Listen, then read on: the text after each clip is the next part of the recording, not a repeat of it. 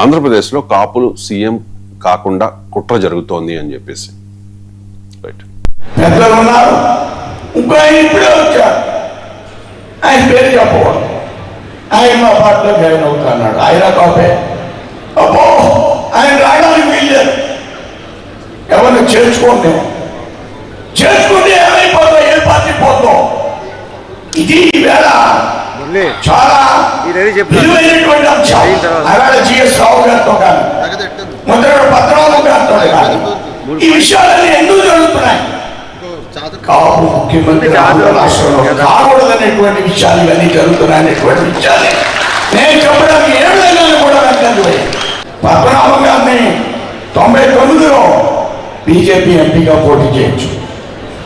ఆయన కేంద్ర మంత్రి చేద్దాం, ఆయన తర్వాత బీజేపీ అధ్యక్షుడు అవుతాడు, ఆ తర్వాత ఈ రాష్ట్రానికి ముఖ్యమంత్రి అవుతాడని చెప్పిన ఏకైక పార్టీ భారతీయ జనతా పార్టీ.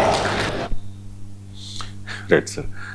ఏంటి సార్ నిజంగా అటువంటి కుట్ర జరుగుతుంది అంటే ఒకటి, ఇందులో ముద్రగడ పద్మనాభం బలాన్ని రాజకీయ పార్టీల బలహీనతను తెలియజేస్తుంది.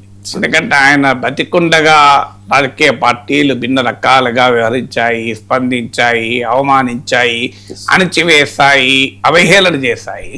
ఆయన చనిపోయాక పోటీ పడుతూ మాకంటే మించిన ముద్రగడ విధేయులు లేరు, ముద్రగడ వారసులు లేరు అనే రీతిలో రాజకీయ పార్టీలు పోటీ పడతాయి. రీసెంట్ గా నాదెండ్ల మనోహర్ కూడా చెప్పారు,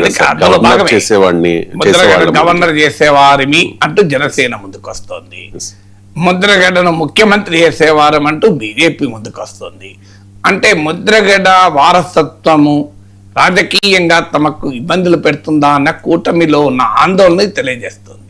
ఎందుకంటే ముద్రగడ వాస్తవానికి అనేక పార్టీల్లో ఉన్నారు. ఆయన జనతా పార్టీతో రాజకీయ జీవితం మొదలై